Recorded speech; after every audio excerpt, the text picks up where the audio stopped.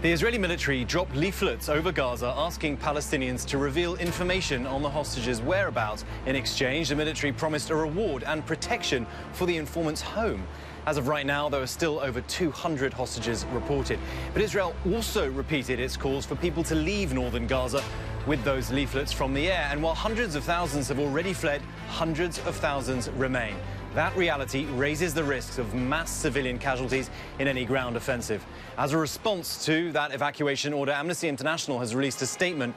It says the messages in these leaflets cannot be considered an effective warning to civilians and instead provide further evidence that Israel aims to forcibly displace civilians in northern Gaza.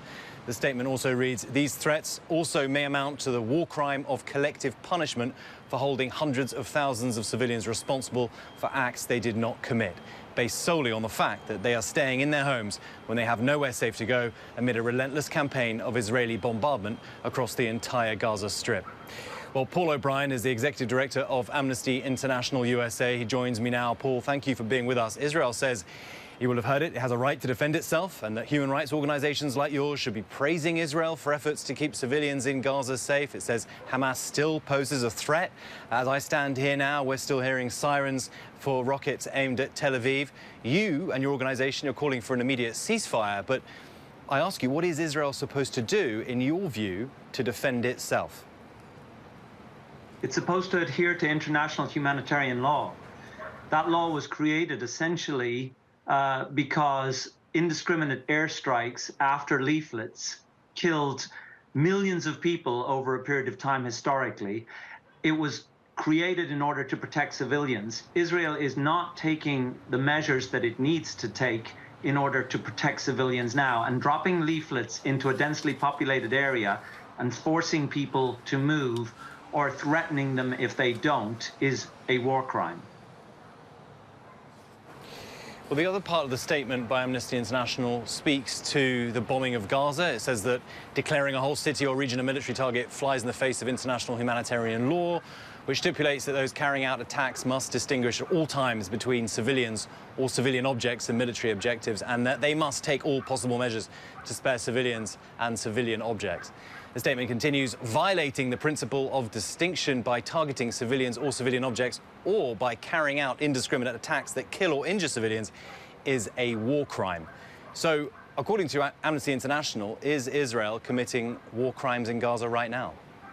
Yes, there's significant evidence that they are committing war crimes. Collective punishment is a war crime. Indiscriminate targeting of civilians is a war crime.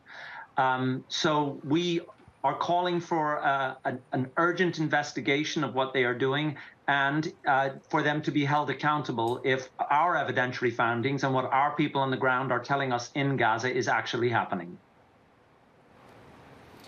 You know better than most, I imagine, that Israel doesn't like to be told that it's committing war crimes. It points again and again to Hamas and what it did on October 7th.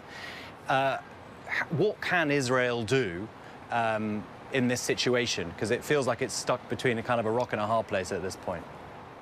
Well, first, let's be clear. Amnesty also found that Hamas were guilty of war crimes in everything that they did on October 7th. The killing of civilians, Israeli civilians, and the manner in which they did it are clearly war crimes. But the answer to that is not the further commission of war crimes by the state of Israel in how it's prosecuting its war. You have 2 million Palestinians who are not to blame for what happened on October 7th, and collectively punishing them, denying them fuel, access to basic medical care, food, water, and the ability to stay in their homes is a form of collective punishment, and that in itself is a war crime. It is Israel's responsibility under international law and the United States' responsibility as an advocate for the rule of law to ensure that whatever they do, they adhere to the laws of war, or what we call international humanitarian law. And that is protect civilians above all. And just briefly, the United States has yet to call for a ceasefire. I know Amnesty International is. Do you think we're any closer to major Israeli allies calling for ceasefires here?